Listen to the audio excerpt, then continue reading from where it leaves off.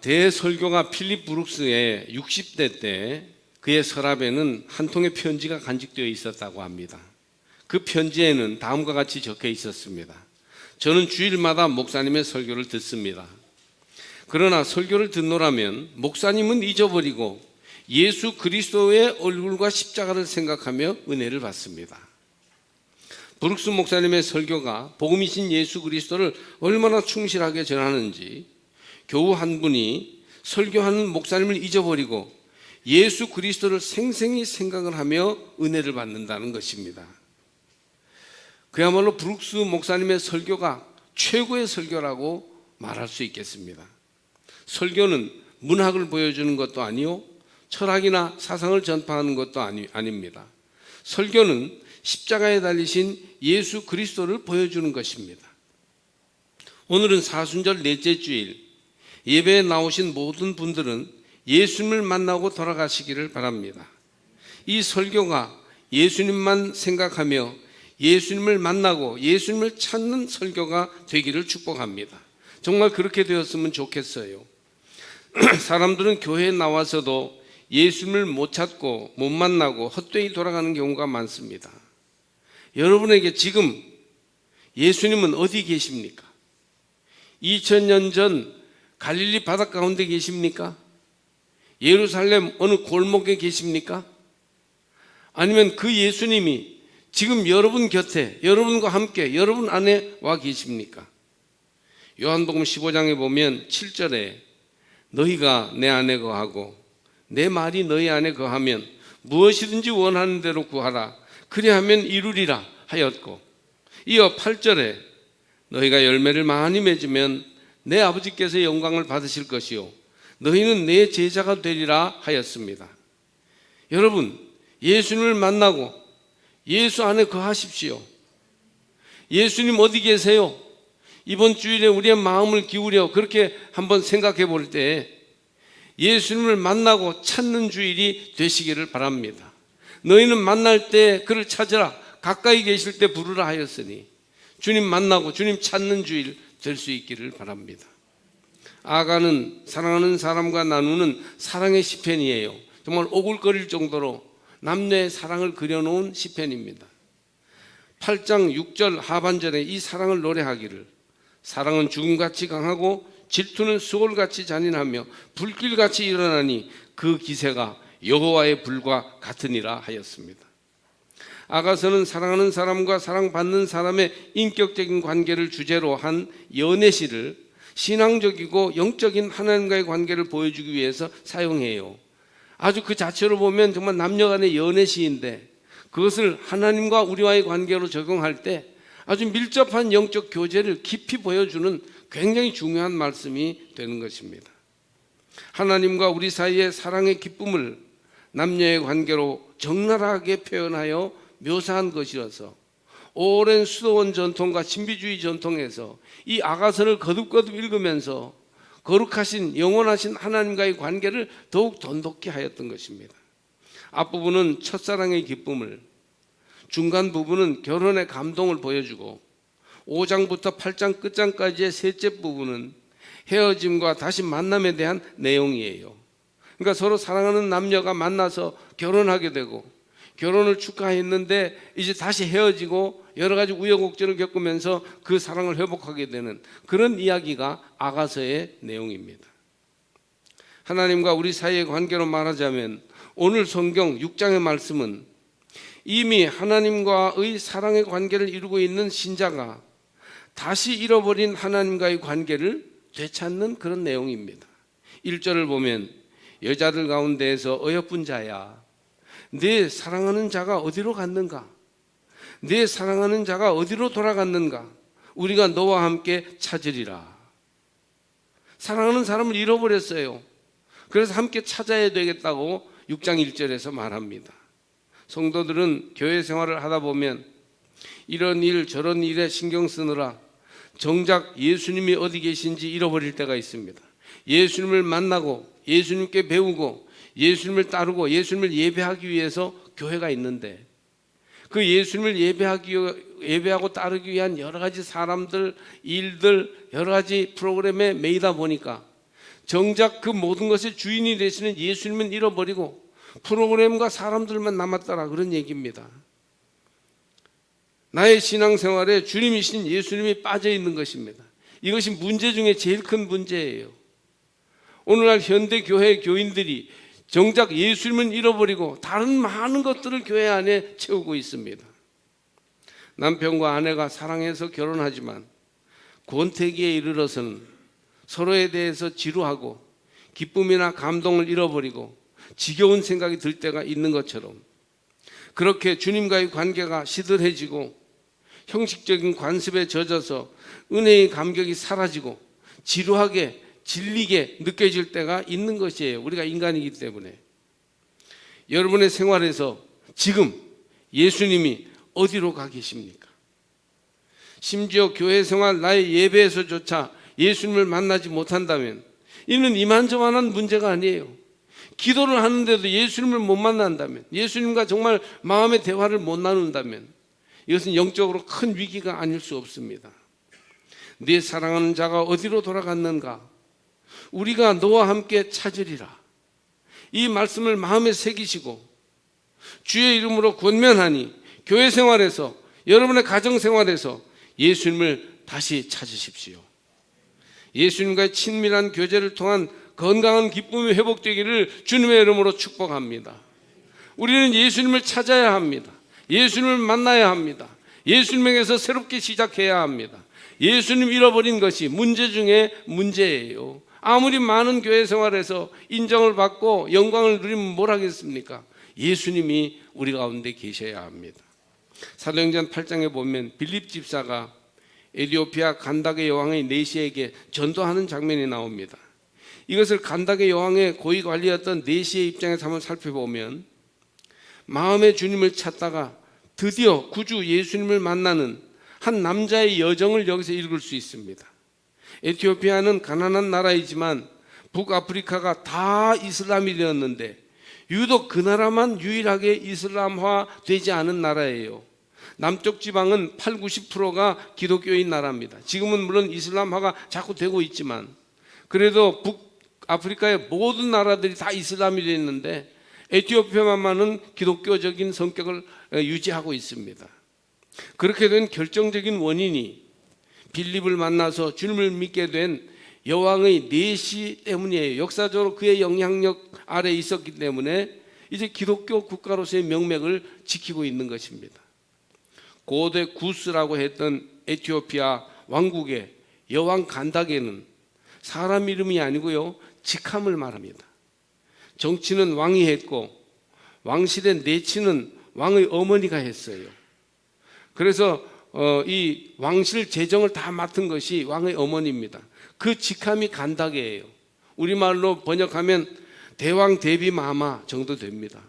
그러니까 이 에티오피아라는 구스라는 나라는 대왕 대비 마마가 왕실 재정을 다 관할하는 것입니다. 정치는 왕이 했으니까 이제 그 내적인 모든 것은 왕의 어머니가 다 감당했던 것이죠. 그런데 여자이기 때문에 측근에서 그를 보좌하는 아주 중요한 보좌관들 몇 명을, 유력한 사람을 세웠는데 그 사람들은 스캔들이 나지 않도록 아예 내시로 세웠던 것이에요. 내시는 여왕 곁에서 왕국의 재정권을 쥐고 있는 아주 큰 권력자가 되었습니다. 따라서 이 내시도 고관대작이라고 할 수 있어요. 그러나 후손을 볼 수 없으니까 아주 허전했겠죠. 그는 마음의 의지할 곳을 찾다가 유대교를 믿게 됩니다. 그는 유대교의 3대 절기 중 한 절기에 에티오피아에서 예루살렘까지 절기를 지키러 갔습니다. 무려 1500km나 되는 대장정이고 수행 인원이 한 70명쯤 되었을 거라고 합니다. 이렇게 거창한 무리가 외교적인 위험을 갖추어 절기를 지키러 갔어도 성전에는요, 이방인인데다가 내시이기 때문에 제대로 들어갈 수조차 없었을 것입니다. 아마 이방인의 뜰 앞에서 예우를 갖추어서 대하였을 것이죠. 제사장, 레위인, 바리새인들, 서기관들이 꽉 찼을 뿐이지 이방인인데다 내시로서 끄트머리에 서서 예배를 드리고 돌아와야만 했습니다. 그는 허전했어요. 아쉬웠습니다. 모든 준비를 갖추어 사모하는 마음으로 예루살렘 예배 자리까지 나갔으나 마음이 섭섭할 수밖에 없었어요. 종교적인 의식은 번거롭고 거창했으나 주님과의 만남은 없었던 허전한 예배였어요. 간닥의 여왕의 고관은 예루살렘에서 에티오피아로 돌아오는 길에 마차에서 이사야서를 읽습니다. 마차에서 책 읽는 게 얼마나 흔들리고 어렵습니까? 그만큼 그의 마음이 사모하는 간절함이 있었기 때문이죠. 그러다가 만민이 기도하는 집에서 메시아를 예배할 때가 올 것이라는 이사야 56장의 선지자의 말씀도 읽었을 것이요. 그리고 53장에 나오는 고난받는 종의 노래를 읽고 그리고 그것을 궁금해하게 되는 것입니다. 이 고난받는 종이 도대체 누구일까? 여러분, 우리도 마음이 곤고하고 사모하는 마음이 있을 때 하나님의 말씀이 마음을 파고 들어올 때가 있습니다. 말씀을 로고스라고 하는데 그 로고스가 나를 움직이는 살아있는 말씀이 될 때 레마라고 말합니다. 설교를 듣고 개인 묵상을 할 때 항상 말씀이 살아 생동하는 은혜를 받는 것은 아니에요. 로고스는 살아있는 말씀으로 성경 속에 있지만 그러나 그 말씀이 어떤 때 살아있는 그런 말씀으로 그냥 잘 박힌 못처럼 내 마음에 탁 박힐 때가 있어요. 그게 바로 레마의 말씀이에요. 오늘도 여러분 이 박 목사의 설교를 주님이 허락하셔서 여러분이 듣게 하시는데 그럴 때 로고스의 말씀을 전하면 그 말씀이 레마의 말씀으로 여러분 심령을 움직이는 말씀이 될 수 있기를 바랍니다. 이런 일이 주일 예배 때 일어나기를 바라요. 이런 일이 사순절을 지나면서 말씀을 묵상할 때 사랑하는 제일교회 성도들에게 많이 일어나기를 바랍니다. 말씀이 살아있는 말씀이 돼요. 나를 움직이고 내 생명을 양육하는 그런 생명의 말씀이 되는구나. 그 레마의 말씀이 되는 거예요. 빌립 집사가 기도하다가 기도 많이 하는 분이니까 성령께서 광야길로 나가라는 감동을 주십니다. 사마리아에서 열심히 전도하고 있는데 광야가 웬일인가 그런 생각이 들었지만 그러나 성령의 감동을 무시할 수 없어서 성령의 인도를 받아 광야로 갔더니 거기서 예루살렘으로 절기를 지키러 왔다가 돌아가는 간닥의 여왕 네시 일행 한 70명 되는 일행을 만나게 됩니다. 그 간닥의 여왕의 네시가 고관이죠. 대표 그 무리의 대장인데 그가 이사야서를 읽고 있음을 보고 빌립이 물어봅니다. 무슨 말씀인지 깨닫겠습니까? 그러자 그 네시 고관이 아니 아무도 지도해 주는 사람이 없으니 어찌 깨달을 수 있겠습니까? 하는 대답을 하게 됩니다. 전도자 빌립이 이 글에서 시작하여 예수 복음을 전하니 그분이 바로 예수 그리스도시요. 온 만민이 하나님을 예배할 때가 올 텐데 예수 안에 거하면 그렇게 됩니다. 그러자 그 사람이 드디어 자기 영혼의 주인이신 예수님을 만나게 됩니다. 그리고 물 있는 곳을 지나게 되자 지체할 것이 무엇이 있습니까? 내가 내 마음의 주인을 만나고 내 영혼의 고향을 찾았으니 여기에서 세례받기를 원합니다. 그래서 즉시해서 세례를 받았습니다. 여러분, 빌립을 통하여 메시아 예수님을 만나고 네시는 지체하지 않고 주님을 자기 마음의 주인으로 영접하였습니다. 할렐루야. 이 세상을 살면서 가장 중요한 것이 무엇이냐? 예수님을 만나는 것입니다. 그래서 예수님을 만나는 순간 우리는 예수 이전에 before Christ, 예수 이전의 삶이 변화돼서 주님 이후에 예수 이후의 삶으로 우리의 삶이 달라지게 될 것입니다. 예수님을 마음으로 만나고 생각으로 만나고 느낌으로 경험하는 거예요. 예수님을 만난 사람은 그 예수님과 동행하며 계속 교제하십시오. 예수님이 이미 만나주셨고 예수님을 깨닫게 되었으니 예수님과 교제하며 동행하시기 바랍니다. 예수님이 인생의 주인이시오. 우리 영혼을 구원하며 우리 인생을 천국으로 인도하는 주님이시기 때문입니다. 예수님을 알고 그분을 만나며 그분을 마음에 모시면 모든 문제가 해결됩니까? 그렇습니다. 아니 예수님을 만나는데 어떻게 문제가 해결됩니까? 예수님이 인생 모든 문제의 근원적인 답이 되시기 때문입니다. 여러분에게 예수님이 누구십니까? 예수님은 우리의 영적 신랑입니다.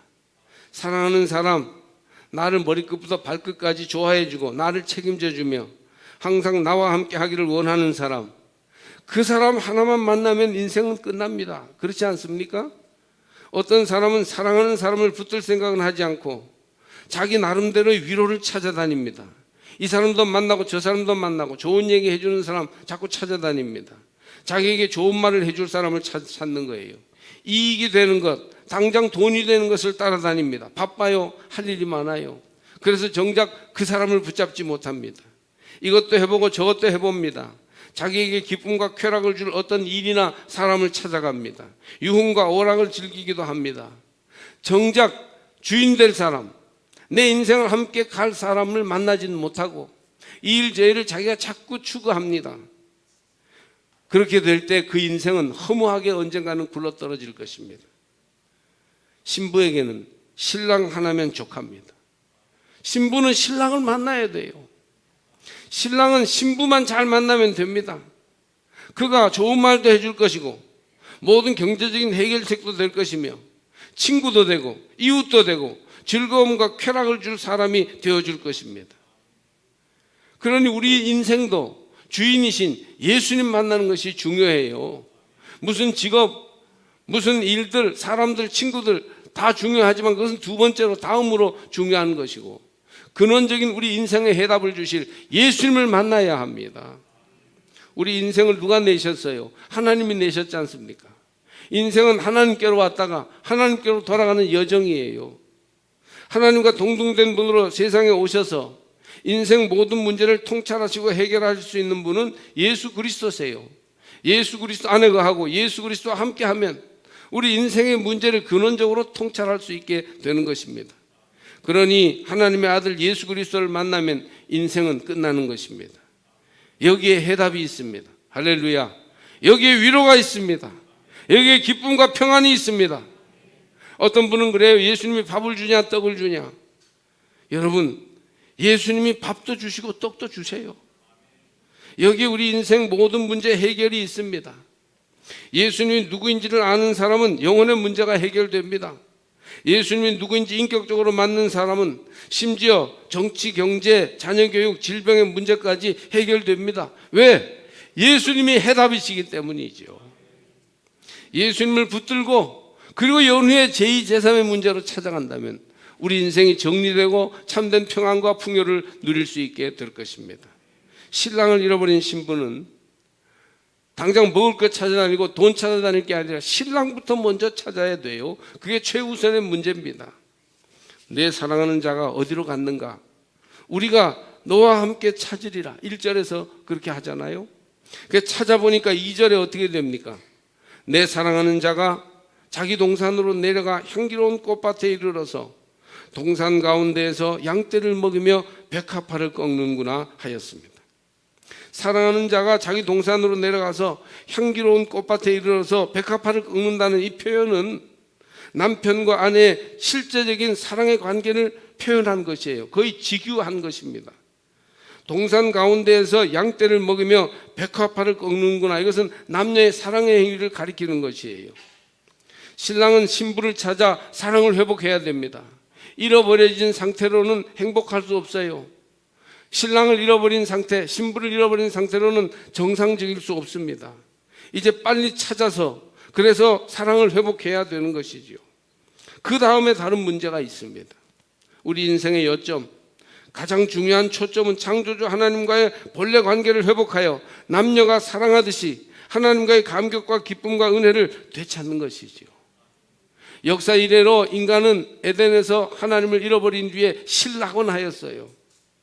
신의 형상을 가지고 뛰어난 이미지 오브 갓, 하나님의 형상을 가지고 있었던 인간이 그 형상을 많이 잃어버리고 흐트러지고 더러워졌어요.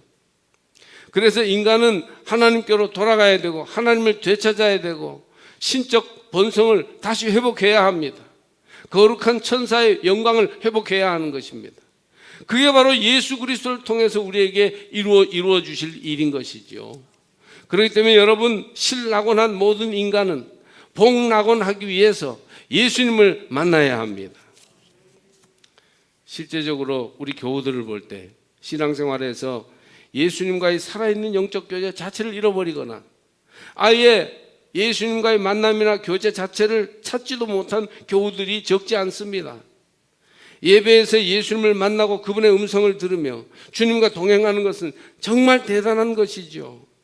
이것을 무엇으로 비할 것입니까? 찬송은 그분의 노래요, 그분이 주시는 구원과 영생을 노래하는 감격의 표현이에요. 찬송을 부를 때 감탄과 감격을 가지고 떨면서 부르면 우리 심령이 완전히 새로워집니다. 하나님의 거룩한 감동이 우리를 붙잡기 때문이죠. 기도할 때 주님과 대화하는 놀라운 경험을 할 수 있습니다. 신과 대화하는 거예요. 하나님과. 주님이 나의 한숨과 눈물을 살피시고 나를 강한 손과 편팔로 안아주시기 때문에 인생의 어떤 역경과 광야 같은 어려움 속에서도 우리는 얼마든지 평안하고 문제의 해결점을 찾아갈 수 있습니다. 말씀을 들을 때 구원의 소식, 삶의 문제에 대한 근원적인 해결책을 제시하는 하나님의 음성을 들을 수 있는 것이지요. 여러분, 예수님을 만나고 예수님과 동행하며 예수님과 놀고 노래하고 대화하며 교제하는 일을 전혀 하고 있지 못하다면 우리는 예수 안에 있는 것이 아니에요. 우리는 진정한 믿음의 행위를 아직 하지 못하고 있는 것입니다. 예수님과 교제하고 사랑해야 돼요. 예수님과 만나고 대화해야 합니다. 그러니 여러분, 사순절 넷째 주일을 지나면서 예수님 어디 계세요? 한번 불러보십시오.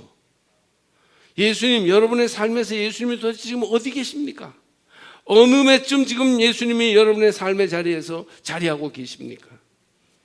예수님은 로마 제국의 편을 들고 부유한 생활을 하면서도 양심의 괴로움을 겪고 있던 민족 반역자 삭개오를 만나 주셨습니다.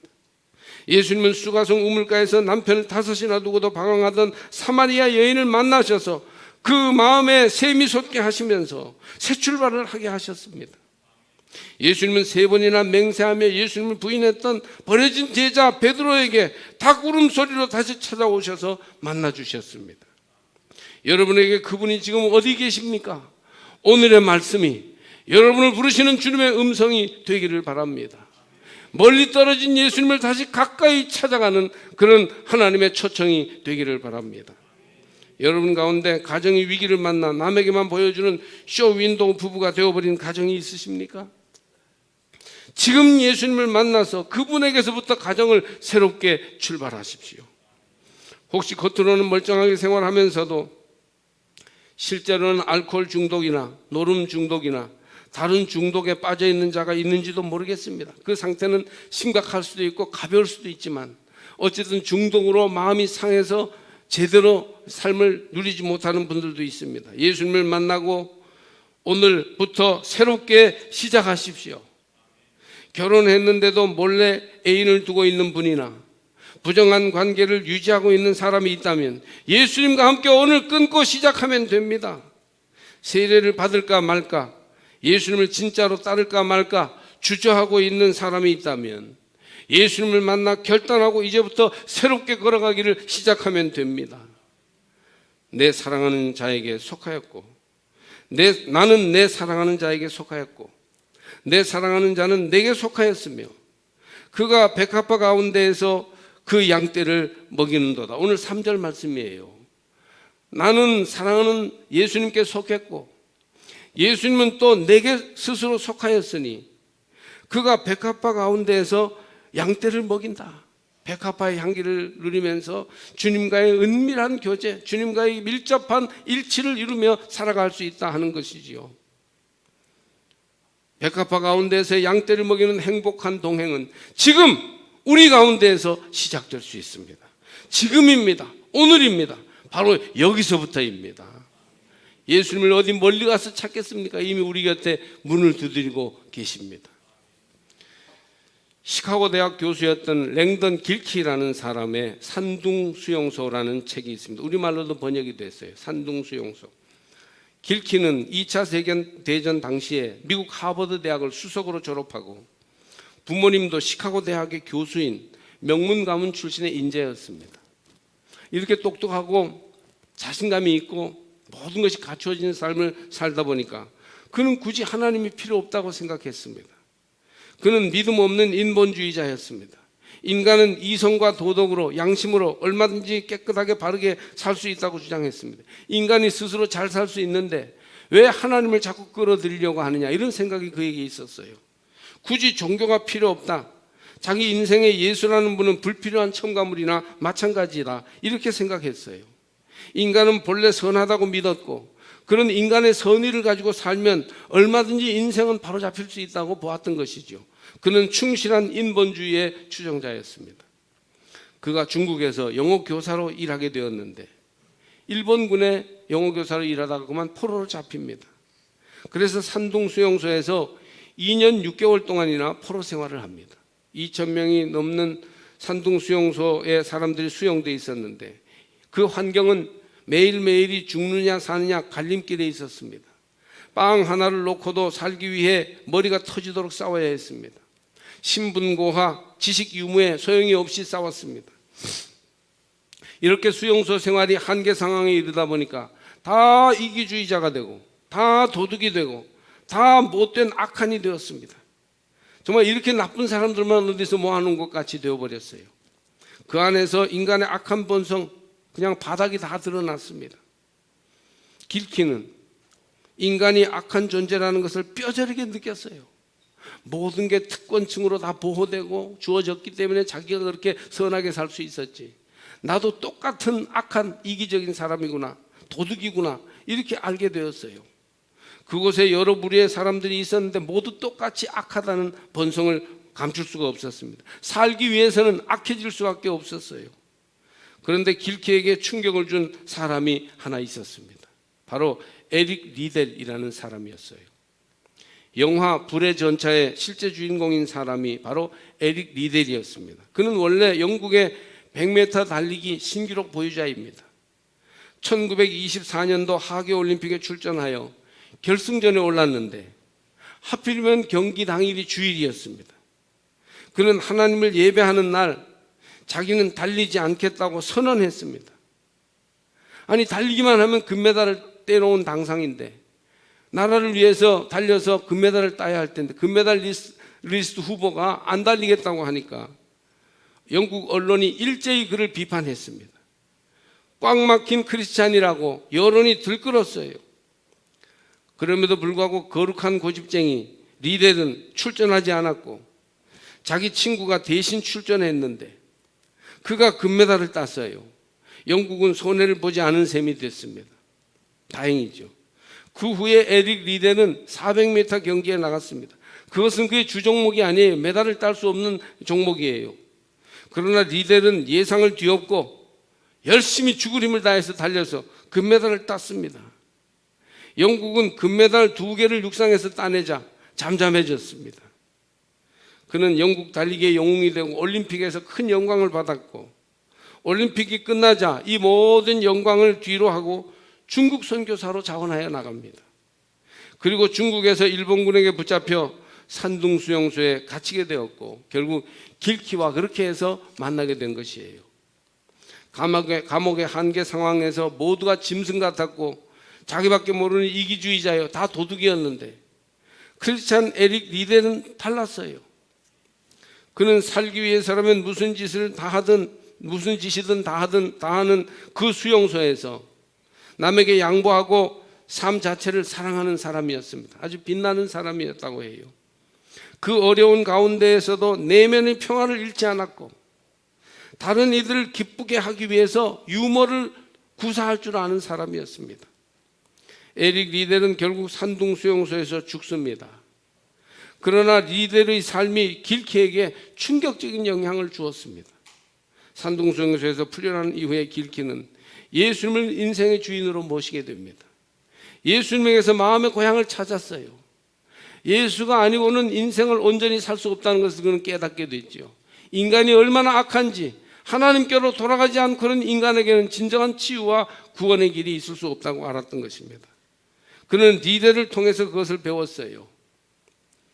랭던 길키는 예수님을 영접하고 미국에 돌아와 콜롬비아 대학에서 세계적인 신학자 라인홀드 니버와 폴 틸리 밑에서 신학 공부를 하고 박사학위를 받아서 시카고 대학에서 1989년까지 교수로 지냈습니다. 인간은 악해요. 그러기에 예수님이 필요합니다. 우리에게는 예수님이 있어야 해요. 그러지 않고는 온전한 인생을 살아갈 수 없습니다. 인생의 답은 예수십니다. 지금 그 답을 찾으시기 바랍니다. 지체하지 말고 지금 오늘 여기에서 예수를 붙드십시오. 그러면 인생이 달라질 것입니다. 신앙의 여정은 예수님 찾아가는 과정이에요. 우리는 모두 이 자리에 제일교회 성도로 앉아있고 또 영상을 보면서 예배드리고 있지만 우리는 구도자들이에요. The seekers. 찾는 사람들이에요. 뭘 찾습니까? 도를 찾습니다. 진리의 성령을 찾습니다. 참된 인생을 찾습니다. 진정한 만족과 행복을 찾습니다. 결국 그 모든 우리가 찾는 구도자의 모습 속에 다다를 대답은 어디에 있느냐? 예수님을 찾는 거예요. 이미 예수님을 믿는다고 안주하지 말고 지금 오늘도 예수님을 찾고 또 찾으십시오. 가까이 계실 때 그를 부르십시오. 예수님, 내 인생에 오세요. 나와 함께 해주세요. 내 안에 머물러 계세요. 내 생활 속에 하루하루 시간 위에 나와 동행하여 주세요. 예수님이 어디 계십니까? 인간은 완성이 없습니다. 우리는 길 위의 실존이에요. 사순절 기간은 주님을 찾아 나서는 기간이에요. 한번 다 따라해 보실까요? 예수님, 어디 계세요?